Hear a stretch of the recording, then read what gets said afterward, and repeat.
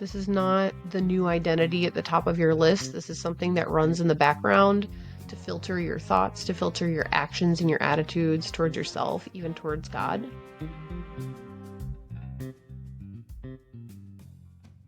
Welcome to the NeuroSpicy Soul Care Podcast.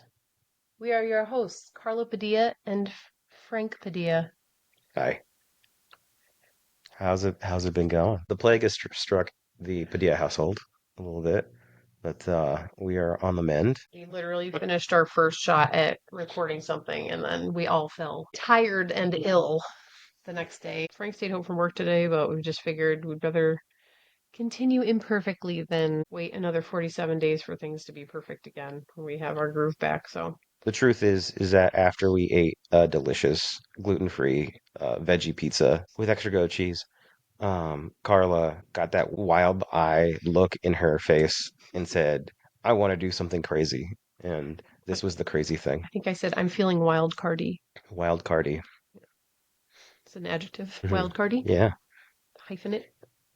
So this is the wild card thing that we're doing. Yeah, Technically, absolutely. this will probably be our first episode. I think this makes sense as a first episode. It's incredible. Yeah. Alrighty. History being made. All right. So if this is the first episode, Carla Padilla, what is NeuroSpicy Soul Care? Oof. Let's see. We didn't put this on the outline. That might be a whole episode. What is NeuroSpicy Soul Care? How about this? In 3 minutes or less, give me the elevator pitch. Challenge. Okay. Yeah. Okay. So hopefully you've listened to the trailer already. That's pretty much what it is. But basically, when we're working with ADHD and high functioning autism, which is we'll just call it rampant in our house. We have five. We went for 5 in our house, and so when you're working with those things, how do you care for your mind, body, and spirit in a way that doesn't rely strictly on one or the other to get you through it, but rather to look at yourself as a holistic being, um, somebody with a soul and a spirit that God put there. If you're a believer in Jesus Christ, and if the Spirit of God inside of you, active in what you're doing, the ways that God leads us to common mercy. Mhm. Common grace, that's what I was saying. To common grace, as well as supernatural grace in this kind of mind, body, spirit dance. So it's really just a place where you could come and listen and just feel the pressure of the unknown just kind of like fall off. Because it's a lifelong thing. There are some ways to really improve quickly, but just the condemnation of it being like a personal problem or sin problem, to not be able to pay attention, to not be motivated, to be depressed, to be a lot of different things. Just that the spiritual component is always part of the story, but especially with neurodiversity, it's definitely not the entire story. Um, yeah. Who's it for? It's for parents of neurodiverse children who may or may not be wondering now if they are neurodiverse, people who are diagnosed, people who are not diagnosed, people who are self-diagnosed, which I feel is valid. Um, Only because it's really people who are self-diagnosing are just looking for a way to find relief and to take care of themselves. So I don't see a reason to condemn that. And it's also for people who want to support people with neurodiverse things happening. Um, but yeah, really just it's for the church too. We have a lot of like people figuring these things out about themselves, a lot of millennial parents figuring these things out about themselves, and then a lot of millennial parents bringing kids into the church that have, high masking or not so high masking children. And we need to think hard and position our hearts to minister to these demographics of people because it's a lot of people, and some people who are staying out of church because of these things. So it's just a really cool group of people that I have a heart for because I know what it can be like to really, really struggle, and I know the absolute joy and relief that it is to feel your house transform. Um, over time. So we've just been really grateful for the ways that God has worked on us and helped us get our house in order. It's not really in order right now. There's like a tissue wonderland out there, but It's a boogie wonderland. I missed it. There's, Thank God there's, you're here, yeah. Frank. Ooh. But yeah, we just want to pass that along and just support and encourage. That's what it is. That's great. That's a lot of words for a podcast that we film in our closet. Yeah. Yes, we are in our closet. I got Mhm. these foam panels from a Last Chance store, which I was like so proud of. Originally, I thought I was gonna use this for like music and stuff. I'm a songwriter, but yeah, I did this wallpaper. My husband let me buy some sticky wallpaper from Shein, and then got these, and I literally just like hyperfixated real hard and like plowed through it over like a couple of days.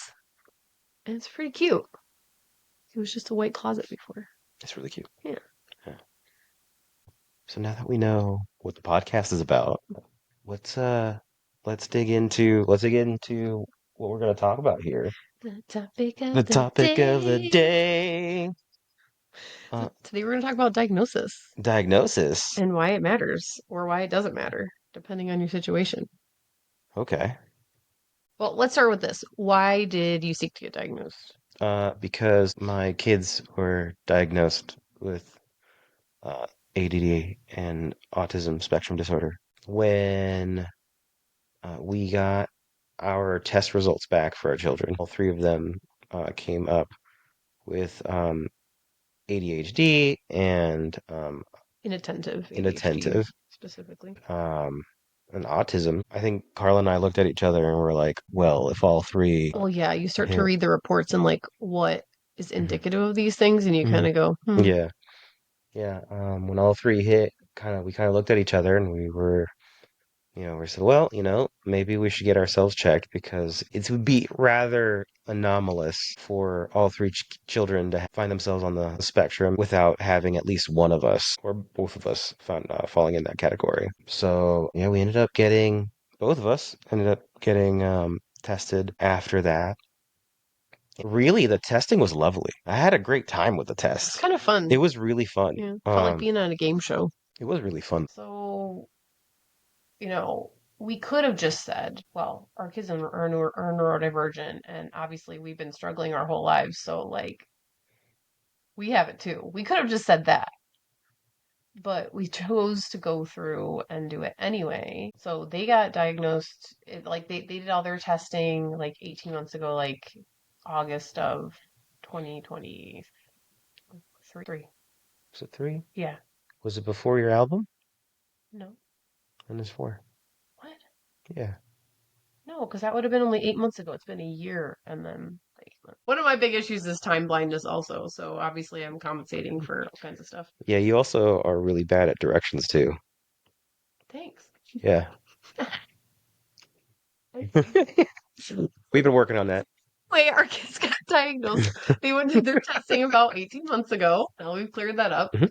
And about 6 months later, we went through the whole rigmarole and got all of our sessions done. It was like 3 sessions each, like multiple hours each time, plus a bunch of self-assessments. It was like a full like neurological ram of tests. Yeah, And if I remember, I went in there twice. So it was 2 days. I had a long day and then there was a short day.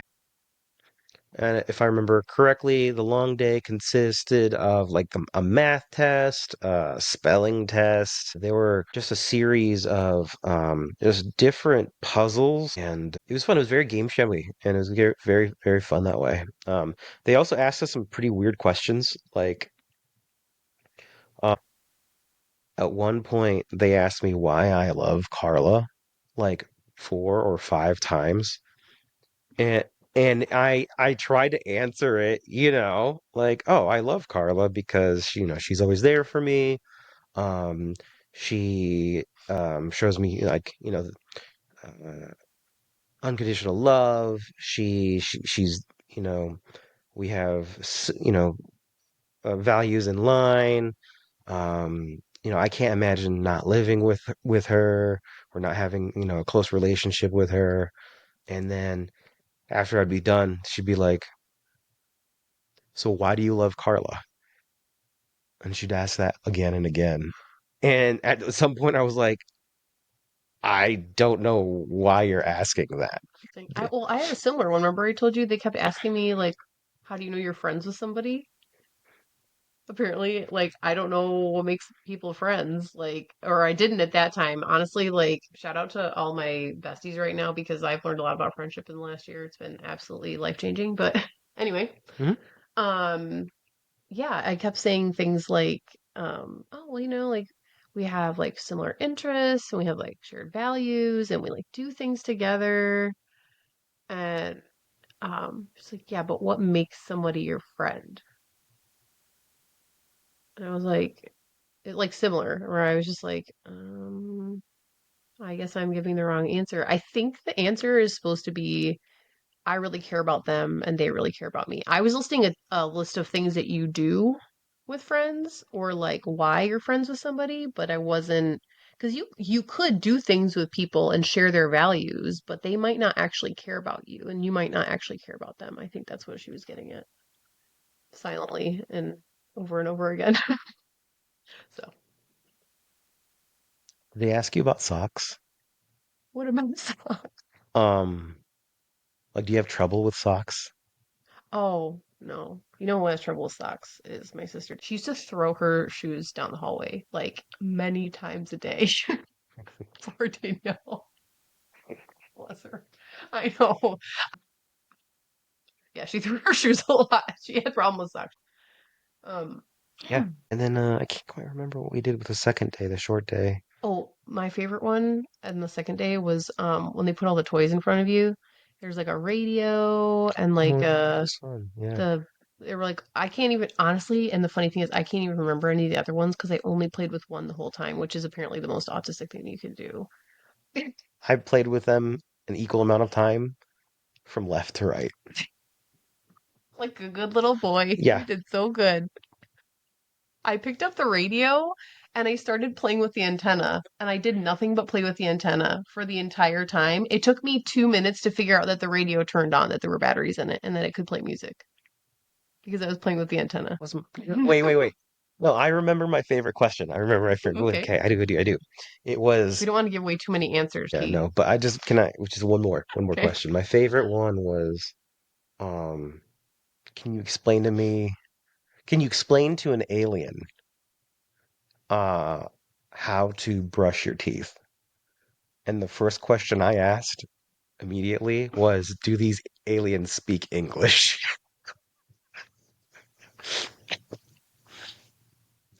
Which which but the proctor, the doctor who was administering the test said, "W- w- I guess. I'm sorry. I've never had anybody ask that before."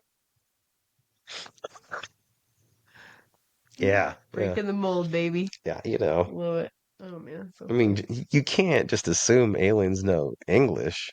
I mean, is it for research purposes or do they have teeth also? Who knows? No, I I just don't meant think they like, did speak they want to English. learn how to brush their teeth or do they just want to? It wasn't I was like, okay, I know. I'm just I was like, forget it.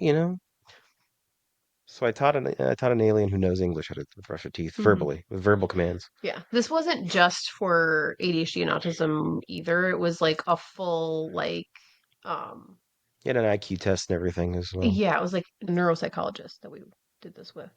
Yes, Yes. So let's start back from the first question that we reel it, had. reel it back. Reeling it in. So we could have just been like, yeah, we probably have this.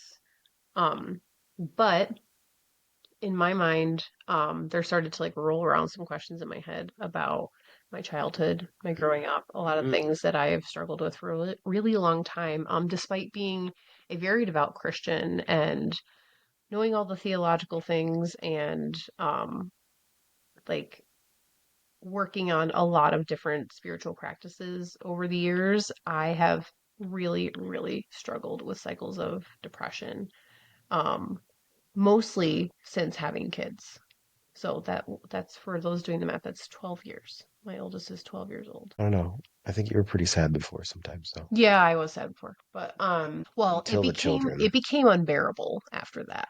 Like, I mean, obviously bearable enough that I'm still here, but like it was really like Mhm. just like very rough and very discouraging. And when you kick around the theology, which is a real theology, right? Like that suffering is part of the game, right? Like we're all familiar with that, but I think undiagnosed neurodivergents have a higher threshold for what they feel like that suffering should be. I think we suffer a lot in silence to the point where we don't realize that life doesn't have to be that hard. We think that's just a product of the faith Oh, because like life just has to be yeah. hard. I think that's a very important like bit to really hammer away. And this is Yeah. something that, for me too, like there's this weird convergence, especially with neurodivergence, where neurodivergence can like bear a lot more in terms of like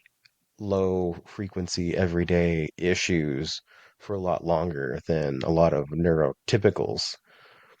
And there's this weird convergence where like a lot of neurotypicals, including myself, I didn't know that I was bearing with a lot of stuff that wasn't serving me.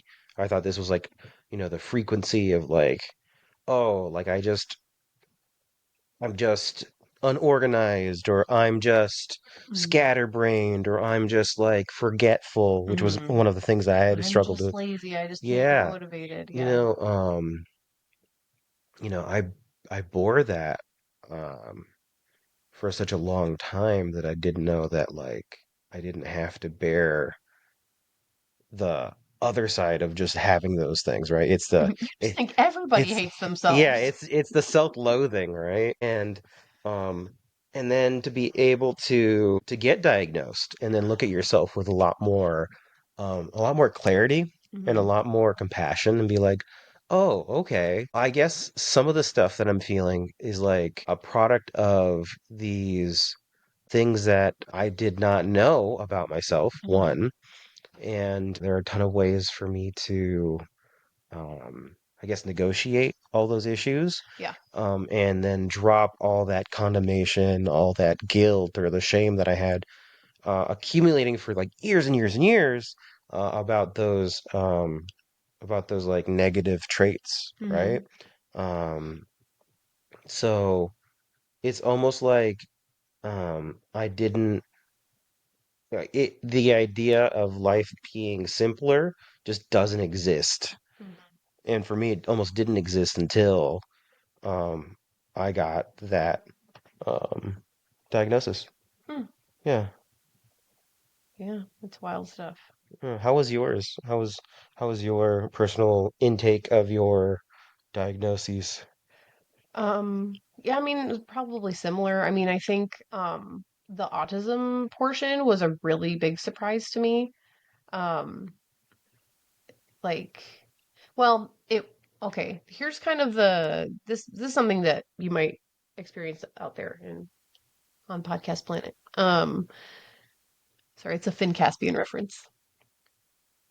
Anyway, so that's what Bebop calls it out there, Podcast Planet. So here's what happens. So you start to get suspicious, and then all of a sudden your algorithm is filled with like ADHD, AuDHD, ASD girly stuff, and you're like, like, oh, resonate, like, oh, haha, that's funny. Send that one to my sister, and then and then you're like, oh my gosh, like maybe and then you start doing real research, and then you read a book, and then um you just start to be like, maybe I'm being too crazy about this. Because then, okay, and then here's what happens. ADHD and autism become special interests because it's exciting to feel the pressure start to lift off of you and the condemnation start to lift off you. Sort of like, and you start to have these like hopeful what ifs of what it, because it's like, because really what it comes back to is like, you just think you're a horrible person and that you just can't get your life together.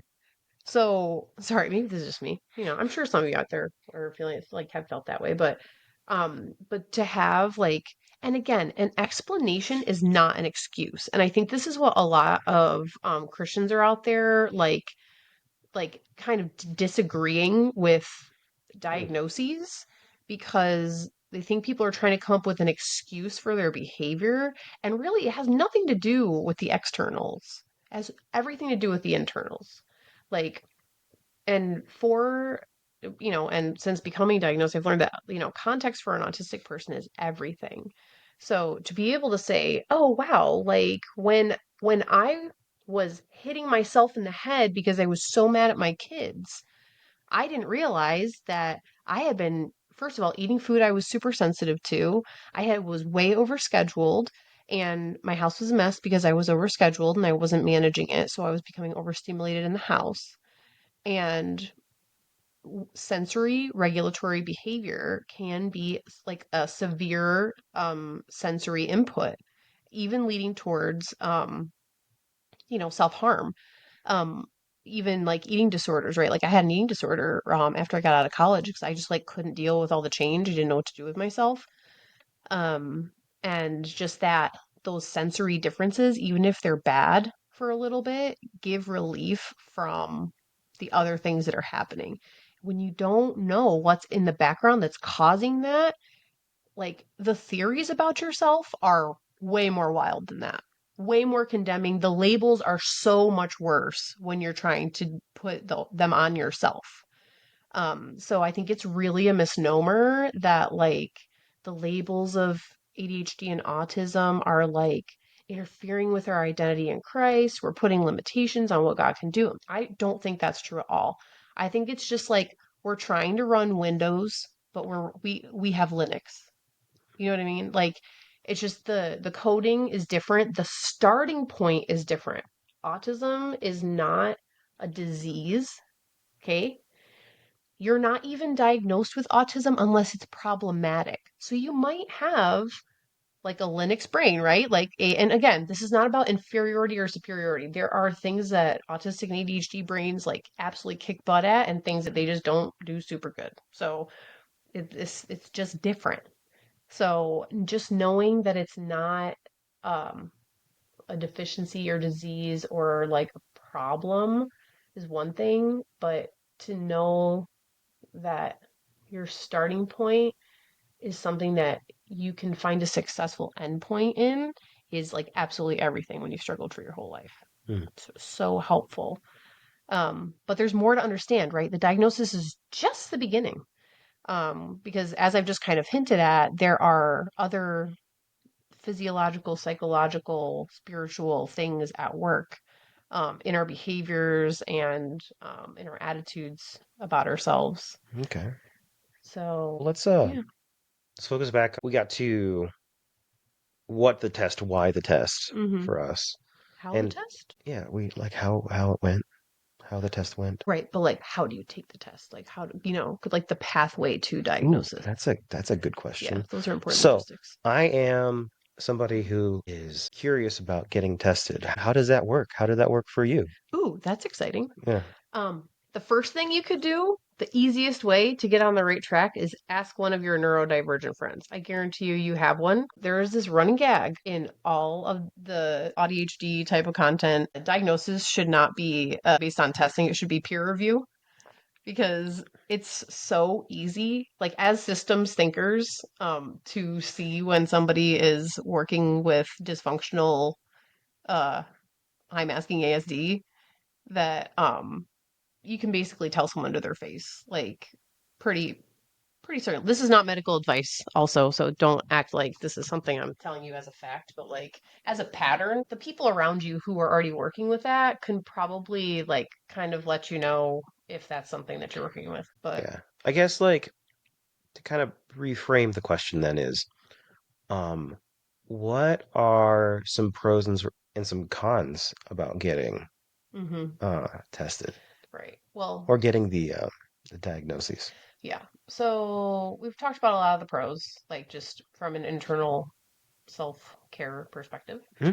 Um, Also, of course, like if you're a person who's doing university stuff, um, University. what are we in England? I don't know. If you're going to school or doing anything And then you go academic, to hospital, and then anyway, you was bit done. It's been a wild couple of days here at the Padilla house. Anyway, so you can get accommodations for those things. You can get extra time on your tests, like all that kind of stuff. Work can be very tricky because it depends on the type of work that you do and the type of people who are around. Really, What are we talking and about? Are these we are talking about discriminatory practices? say it ain't so. Oh no. Yeah, it can be very difficult. We're gonna have a whole episode on like should you like who should you or not tell like Hmm. once you actually know because it's a whole thing. It's a little complicated. It's very complicated. Yeah. So and of course that's like part of what we already do is we're constantly reading the room and taking the temperature of everything and every person ever to live and walk in a radius of us. So um Yeah, because if you're autistic, you might be inclined not to do the wrong thing. mm, yeah. I do the most right thing, sometimes to a fault because you're just trying to do what especially as a Christian, right? Like once you get there, there's some problematic terminal thinking about the most best and then what you can do and what you should do. And those words are very dangerous to black and white thinkers also. We're gonna we'll talk about these things too later. But yeah, so really for work, it just depends. Like really it's going to be something that's probably more on a one-on-one conversational basis, Mm. like with a manager or a confided coworker where like if you need support in certain things, um you don't even really need to say it's because you're autistic or because you have ADHD. Like, I think honestly, and this is another thing we're gonna have to talk about, is how like basically autism is like in the slot that ADHD was like 15 years ago. Mm. Like when we were in school and it was like, oh, don't say they have ADHD. Like, don't they're gonna grow out of it. That's just like, whatever. And now everybody's cool with ADHD, but like autism is like, ooh, don't say that. Don't everybody wants to be autistic now. That's what everyone's it's like, okay, it's like I, yeah, I I know. don't want to be. Yeah. Um, but I think when it comes to some of the cons or some of the more difficult points of being of getting the diagnosis and trying to figure that out, especially like professional spaces, you should be protected at your workplace. You should not be, discriminated against. Hmm. But that's a should, right? A lot of shoulds don't translate to real practice. When I got my diagnosis, I was in kind of the process of trying to get into law school. I wasn't super sure about what the diagnosis would do for me in terms of my law school aspirations and all of that. But am very glad that I actually got my diagnoses because it did help make law school attainable for me. Law school is a pretty long journey, and the LSAT is an incredibly difficult test, and it I was able to get an accommodation for a little bit more time to finish. I found the accommodations not like overly abundantly like spacious for my test taking. I found it appropriate to finish the test. Again, like what comes with a diagnosis is it's a mixed bag, Hmm. of things that will serve to help you and things that make things, I guess, a little it's like socially, culturally kind of awkward a little bit. The general practice right now for folks that do have um, any diagnosis is to the help for the test and not mention a single thing in any of your applications to the schools. Historically, the law schools in the United States have been very discriminatory. So, I had to be able to word things very carefully as to not divulge that. And it's a really weird and uncomfortable thing because I feel like a big part of my growth and what makes me special is a part of that. So they say, get the diagnosis, get it for the test, never tell school, and then on day one, show up to the office and say, yes, I have this, and I need my accommodation. So Yeah, yeah. So, yeah, and I hope to be able to fight for some more folks in my position to be able to tell their story because I think it's absolutely ridiculous to think that folks who have circuit logic and a propensity for like justice to be excluded in those circles, which is I think is absolutely ridiculous. Hmm. And then conversely, I think what's interesting is that the legal profession as a whole scores higher in, I think, like ADD and autism than a lot of other major professions too, which is, it's funny. Actually, and going back to your original question, I think the course for getting a diagnosis is it's a lot of paperwork and a lot of patience. You gotta like be kind of a bulldog about it. Fun fact, you don't have to go through your primary care provider to talk to a neuropsych. So what I would do if I were you is just call your insurance and ask what their deal is with behavioral health and say you want to get an assessment for ADHD. Say something is interfering with my life. I want to get a diagnosis for this or that or whatever. And they'll let you know what's available to you. Then you kind of take it from there. And then, so another thing is when you're talking to them about providers and what's available to you, they're going to give you the ones that are closest first. Okay. And a lot of times, so those people are going to be booked up or like whatever it is, or there's going to be this long of a wait. I would encourage you to look within like an hour and a half radius from you. The doctor that we went to was about 45 minutes from our house, and it was the best thing we ever could have done. It was totally worth it to go up there. We went up there probably 10 different times between us and the Yeah. kids, but they were wonderful. And just go with the best person that you can find, even if you have to travel, even if you have to wait. And a good practitioner will know how to help you get through all of the hoops. So, but it takes time. You got to be patient, and that's another thing. So, like all while we were doing this, I was just constantly praying. I was like, God, if this is important for me to get for some reason, I pray that you help it to go through. And if it's not important, so I was constantly lifting it up. It wasn't just like I have to do this, I have to know. It was like I mean, just the amount of like trepidation, like as I went through this entire process, because I've just been doing nothing but gaslighting myself my whole life, that like Mm. it's just me. Like it's not, you know what I mean? Well, it is just me, but but it's just me. It's not like just me. It made sense to somebody. Find people. Okay. Yeah, but anyway, try your best to work with insurance. You just got to work it out. In the meantime, there are self-assessments that you can do just to kind of give yourself an idea. Because the point is not just to be like, now I can tell everybody I have ADHD so that if I forget, you know, my part of the group project, like I won't get in trouble. That's like a very middle school thing, but do they do group projects at work? Is that a thing that people do?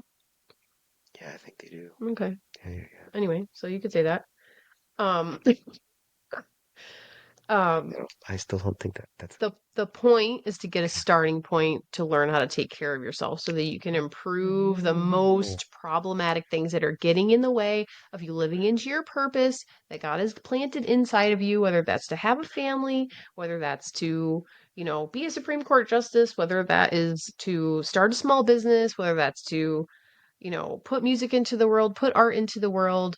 I believe neurodivergent people have really important voices, artists and musicians and entrepreneurs right now are, I think, some of the biggest ways that the gospel is getting out on the streets through word and deed. And if it's trapped in you as a neurodiverse person, then like you got to take care of yourself.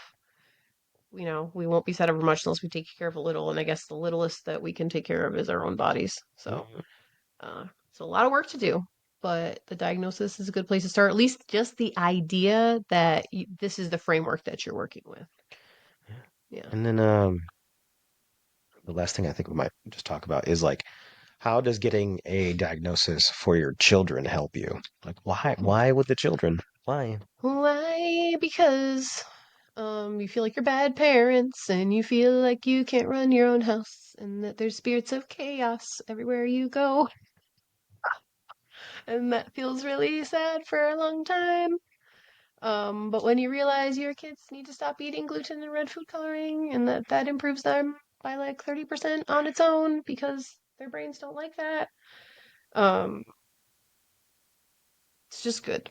It's good to do. How have you found it to be? It's been great. Honestly, like the kids are very inspiring to me because they associate autism and ADHD with their creative thinking, with their their sensitivity. Um, there is a self-awareness that they've created around it where like they know if we have a busy day, they're looking forward to a less busy day the next day. Homeschooling has helped that a lot as it gives us more room to kind of like feel and be and react accordingly, respond accordingly. But yeah, no, it's been very cool to that they don't think of it as like, oh, I'm really frustrated about this thing or I'm really stuck on this thing. Like those are just like they're still just parts of life. They're not blaming their behavior on their diagnosis. But it's encouraging to me because the parts that I love about myself, my creativity, my kind of kookiness and impulsivity and I'm only like I'm tiny impulsive though. I'm not like let's take a crazy trip somewhere impulsive, except for occasionally when it's your idea and then I'm like, yeah. When I say impulsive, I'm like it's like weird songs and dancing at the drop of a hat or like an open mouth burp without thinking too hard about it. Just like childish impulsive anyway. But yeah, no, but it's been fantastic to because in the same way where you're judging yourself for the way that you're behaving, there's something that we kind of pass down where like the things that we are frustrated with in ourselves, we get extra frustrated about those things in our kids. We'd have a whole series just on that topic. Um, so being able to work on those things together is very healing for everybody. And it's just a less frustrating overall. It's been so lovely to create a little world that works for us inside of our home Mm. and to be able to shine when we go out and then gerbil when we come in and take a break and Hmm. Yeah. so we're just really thankful that God's allowed us to do that. But I totally think you can thrive and be successful without the formality of diagnosis. The problem is that we second guess ourselves a lot. It's just kind of part of the neurotype where we're going to overthink it and overthink it and overthink it and think about it again and again. Well, what if I was wrong? Well, what if I'm, you know, what if I'm a master manipulator? What if I'm a narcissist? These are all these like, Yeah. if you're thinking that you're those things, you're not. That's the first clue. But anyway, that's the only disadvantage, I think, of not having a formal diagnosis is that sometimes some people it's hard for them to come to the point where they Mm. can actually just be like, this is what I'm Mm. working with. Yeah, I think that's pretty well covered at that point. Yeah. And again, this is not the new identity at the top of your list. This is something that runs in the background to filter your thoughts, to filter your actions and your attitudes towards yourself, even towards God, towards others. A great way to build empathy in the world because there are so many undiagnosed people who don't know anything about neurodiversity, especially boomers and up. Um, I think it gives you a little extra patience with that person who just has to have something a certain way or has to tell you that very, very long story that is a different story by the end once you kind of understand the ins and outs of the neurology, the side effects, Mm. all the things. Alrighty. Yeah. Well, I think I'm all done. Yeah, this feels good. I'm sure there'll be something we forgot, but For sure. hopefully we'll have a bazillion episodes to fill it in. Absolutely. A whole bazillion. Hmm. So hope you enjoyed this episode. If you have questions about anything that you heard today, you can also join our Facebook group for the NeuroSpicy Soul Care podcast. I learned today that pages and groups are different. I started a group. I'm also going to start a page for marketing reasons. This whole thing feels weird, but it's going well. It's Well, going so good. you have to do some kind of formality, I guess. Mm. Yeah. So join the things outside of the thing and stay with the thing. Talk to the people. Let us know, like, where are you at on your diagnosis journey? I'm gonna put links to the self-assessments in the show notes and on the pages on Facebook. And you guys can check them out and see if anything resonates with you and start your journey or continue your journey, right? This is just step one to turning down the fire, which is those nasty things that are getting in your way, and embracing the spice, those beautiful and good presets that you have in your body that lend themselves to distinct fruits of the spirit and distinct giftings and purposes that God has placed in you. So, for the glory of God. Amen.